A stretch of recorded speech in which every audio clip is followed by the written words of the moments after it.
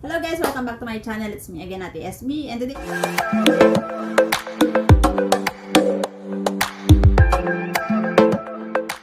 today's vlog is share ko sa inyo kung paano ang pag-apply ng conjugal partnership visa under family class.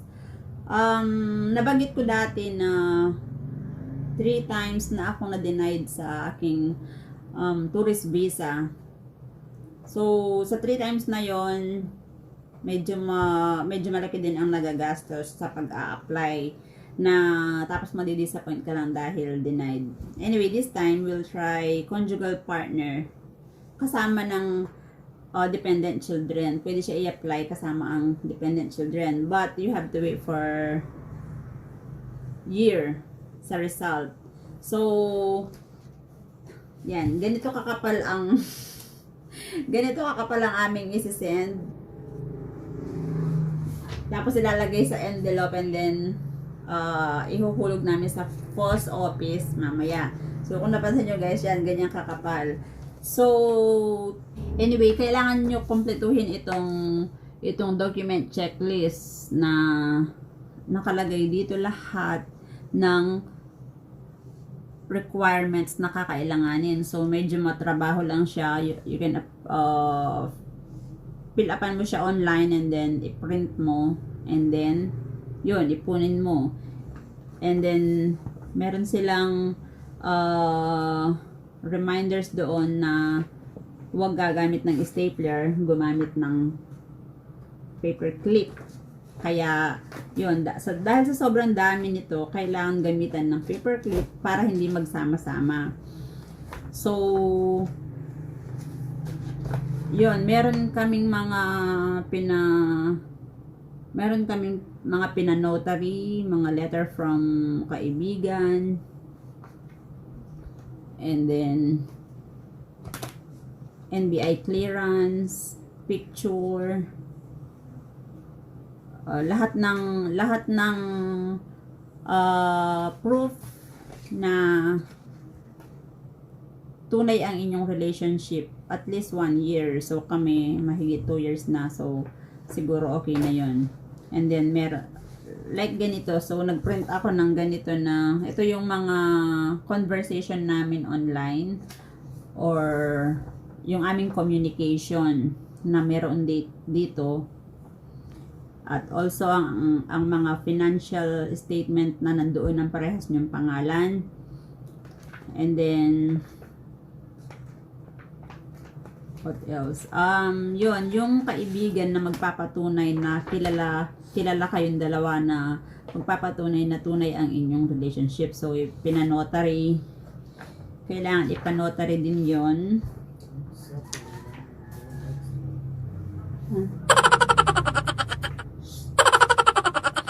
So, anyway, at this time, nandito si Dylan. So, ang mga documents na ito, ihuhulog namin sa post office dito sa Philippines. And then, we will wait kung ano ang magiging result. After few days, kung matatanggap nila, makaka-receive tayo ng email. So, anyway, yan, i-update ko kayo kung magkano ang fee sa post office. Ang fee sa application fee for this is, do you remember, dear? I forget. Oh, here. $1,200 or something? Anyway, ang application fee dito sa mga requirements na to is 1,360 Canadian dollar. So, yun na yung para sa akin applicant at sa aking dependent child. Yung aking anak na panganay, siya muna ang isasama ko dito sa aking application. And then for the sponsor, kailangan, if you are the sponsor, you have to provide. Why don't you tell in English?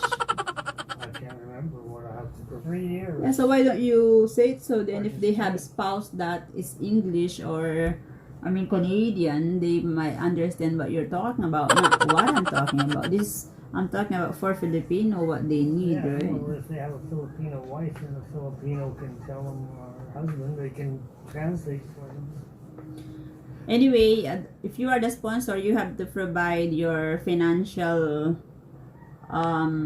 statement, proof that you will be able to support your spouse and their kids if they have one, and also if you have a divorce or your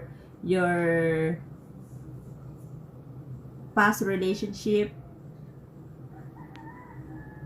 What are you talking? You have to show proof that your past relationships are over. Yeah. So you have to what? You have to provide proof. If you have a divorce, you have to have a divorce certificate. If you have common law, you have to show the fact that it's over. Why don't you It come ended. here 1 I just minute? did. Or you have to provide the following requirements, like Proof of income. You have to. You're responsible for 3 years of supporting whoever you sponsor and their kids or whatever. I don't remember what else it was. your past relationship, Oh, any past relationships, you have to prove they're over. either divorce, certificate, divorce. or if you have a common law thing, you have to prove that it's finished, over. I don't know. Make it loud. Make it loud? Okay. So anyway, I will computing all the expenses for this. So far, the application fee is 1,360 Canadian dollar. So that's exclude the fee for this paper to ship. That doesn't count Doesn't biometrics. It doesn't count medical, which you still Yeah, have to do. we haven't done that, right? Because we have to wait after submitting these documents. We have to wait for the CIC to contact us what we need to do or what's the next step to do, either medical or biometrics or jump up and stick me. What else? Yeah, so i-update ko kayo guys kung ano ang next step namin after this. You don't get your money back. If they No, start you're the not process. gonna get. Once you paid this online, like You can get like some this, of it back if you have a if you reasonable don't or qualify as a sponsor. But you're still gonna kiss goodbye about $500. yeah, almost. I think you will get only 400 something. You know, 400 and something 70, is what yeah. they will keep for sure. You don't get the money that you spent on other things.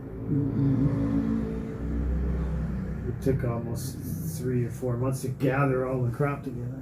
Okay, so after we file this, we have to wait for another year. So you have to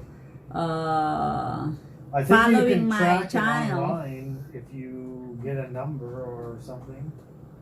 I believe you read something about Yeah. tracking it once you get Yeah. submitted to see where it is at. Yeah. But I don't think it's going to really tell you anything. They're just going to say processing and that's all.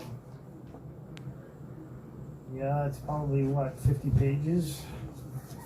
Not even 50 because the pictures. You got 20 pages and, of pictures, that's you already got 20 30. pages, and there's 40 pages right there. There's more than 10 pages of other forms. It's got to be probably at least 75 pages long. So this is the picture that proof that we've been together or our relationship is genuine, that we see each other for the last year. For the last year.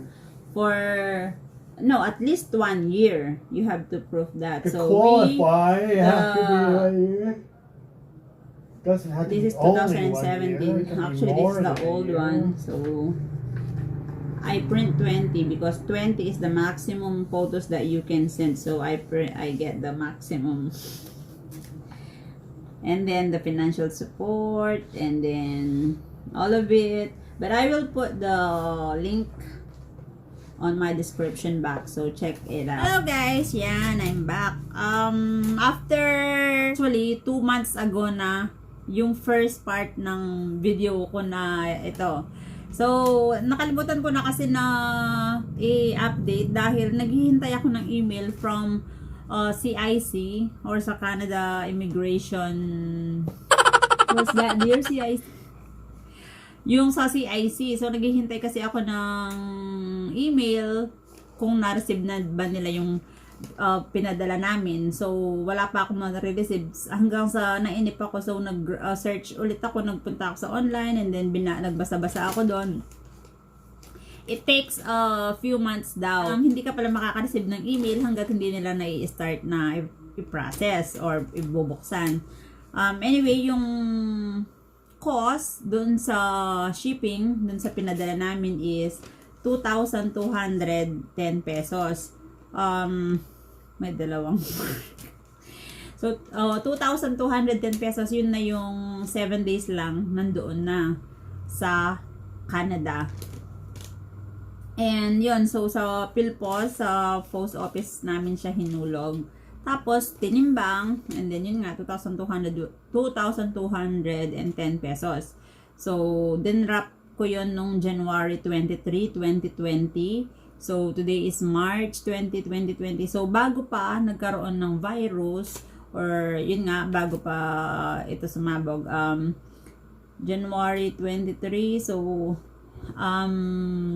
at the end of the month, siguro na-receive na nila yon or nakarating na sa post sa Canada, pero wala pa akong natatanggap na email dahil nga nung binasa ko yun, it takes a few months daw bago ka makatanggap ng email. Dahil pagbubuksan pa lang nila or i-start ang process, dun ka pa lang makaka-receive ng email para malaman kung ano ang next step na gagawin, like yung medical at biometrics, kung ano ang next step na gagawin. Yun nga, maghihintay lang ng email. So, today is March 23. So, it's been 2 months today since nung pinadala namin. So, January 23 namin hinulog. So, yun nga, 2 months na and wala pa akong natatanggap na email. So, maghihintay pa ako ng mga few months tukol dito. So, i-update ko na lang kayo guys kung ano ang email na marireceive ko if ever, or kung ano ang next step na gagawin. Ayun, isi-share ko na lang sa inyo. So, that's all for today's video. Kung bago po kayo sa aking channel, please huwag kalimutang mag-subscribe at pag-click na din ang bell para po ma-notify kayo sa aking mga susunod na video. Maraming salamat. Ito po si Esme at ito ang aking adventure. Stay safe.